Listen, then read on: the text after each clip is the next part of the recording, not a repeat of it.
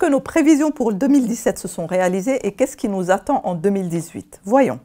On avait parlé de croissance molle pour 2017. Eh bien, la croissance a été de 3,7% pour le PIB mondial, ce qui est correct, mais c'est largement dû à la progression de la Chine qui a été supérieure à ce qui était attendu. En revanche, les États-Unis et l'Europe ont cru plutôt mollement, entre 1,8 et 2,2%. Et si on ajoute à ça que les États-Unis ont produit 1000 milliards de dettes supplémentaires sur l'année pour les 700 milliards de croissance qu'ils ont produit, eh bien, l'équilibre fiscal n'est pas terrible. Aucun pays n'a été le moteur de la croissance. C'est ce qu'on disait en 2017, c'est assez vrai, dans le sens où effectivement la Chine n'est plus axée vers l'extérieur et se veut que sa croissance soit orientée principalement sur son marché domestique désormais. Donc elle ne contribue plus à cette dynamique globale qu'il y avait avant. Ni le Brésil, ni la Russie, ni l'Inde, ni l'Afrique du Sud et tous les autres pays des BRICS n'ont pas vraiment ajouté de la croissance. On assiste généralement à une forme de déglobalisation. J'ai aussi dit que la hausse du dollar était un risque parce que c'était craint par tout le monde, par tout le marché, mais qu'elle n'allait pas se réaliser. Eh bien, effectivement, le dollar n'est pas monté, il a au contraire faibli. On est passé de la quasi-parité avec l'euro à un niveau de 1,18 pour un euro, ce qui veut dire que le dollar a baissé. Il a baissé parce que les taux d'intérêt n'ont pas monté. Ça aussi, c'était une prévision que j'avais dite en 2017. Les taux d'intérêt ne pouvaient pas monter beaucoup, étant donné toute la bulle de dette qui s'est créée dans l'économie américaine et mondiale. Et en effet, on a vu que les taux d'intérêt sont montés seulement 3 fois, mais très progressivement. On est passé de 0,75% à 1,5%. Et même jusqu'en fin 2018, on sera à moins de 2%, très probablement. Donc on reste dans un environnement de taux d'intérêt extrêmement accommodant.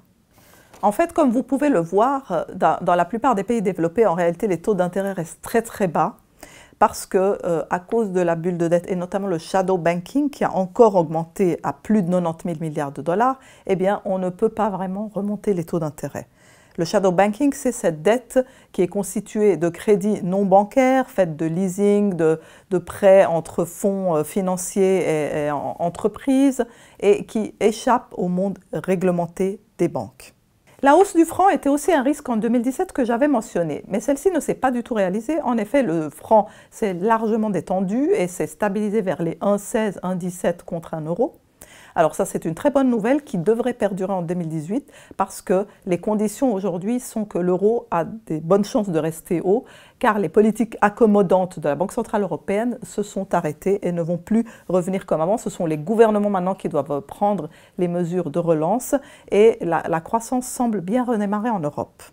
J'avais aussi conseillé d'investir dans l'or qui, en effet, est passé de 1150 $ l'once à 1250 $ sur l'année 2017. Par contre, j'ai considérablement sous-estimé la hausse des marchés. Aussi bien le marché action américain, le S&P 500, que le marché européen mesuré par le MSCI Europe ont beaucoup augmenté sur l'année, 22% pour le Standard & Poor's et encore plus pour le marché européen, ou en tout cas autant, suivant les indices qu'on utilise. Il y a eu un gros effet de rattrapage sur les marchés actions une fois que toutes les incertitudes politiques et électorales avaient été balayées.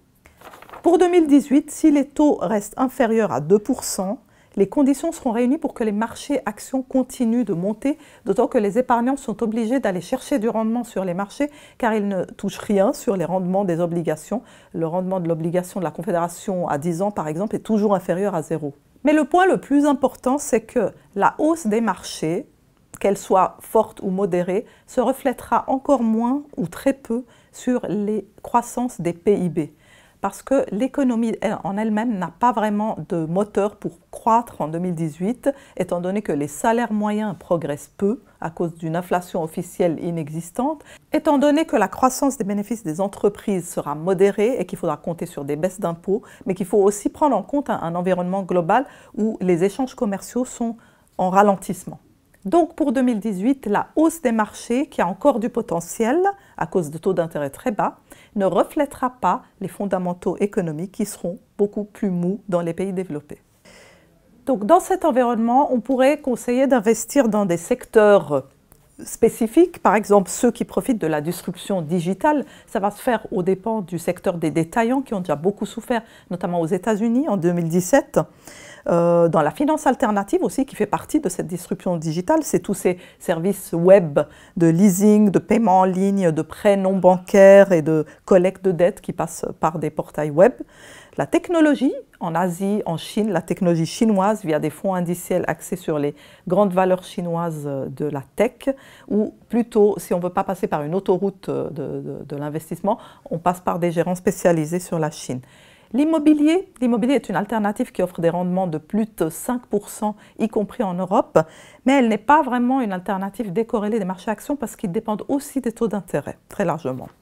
La cybersécurité, qui est en plein essor partout, le marché de la santé lié au vieillissement, la mobilité et les voitures autonomes, les crypto-monnaies. Les crypto-monnaies, on peut avoir un avis partagé dessus, alors que la bourse des dérivés aux États-Unis sur le Bitcoin a pris son essor il y a juste quelques semaines, à la fin de 2017, le marché pourrait facilement être promis à un décuplement de sa valeur. On est aujourd'hui à 275 milliards de capitalisation boursière pour le Bitcoin. Pourquoi on n'arriverait pas à 10 fois ce montant à la fin de 2018? C'est tout à fait possible. Toutefois, si on mesure ce montant par rapport à la cote des actions au niveau mondial, eh bien celle-ci vaut 100 000 milliards, bientôt, elle approche les 100 000 milliards de dollars de capitalisation boursière. Donc 275 milliards à côté, ce n'est pas grand-chose. Si on prend tout l'univers des crypto-monnaies, on est en train d'arriver à plus de 700 milliards de capitalisation boursière, si on inclut l'Ethereum et d'autres qui concurrencent le Bitcoin. Et donc on pourrait imaginer un risque majeur qui pourrait déjà pointer du nez en 2018, c'est la volonté de régulation ou de prise de contrôle d'une manière ou d'une autre par l'Union européenne ou par la Banque des règlements internationaux ou les banques centrales individuelles qui la composent, que ce soit la Fed ou la Banque centrale européenne ou la Banque centrale de Chine ou celle de Russie, qui voudraient d'une certaine manière prendre le contrôle des émissions de Bitcoin et qui impacteraient le fonctionnement de ce marché et ces règles qui sont actuellement inexistantes.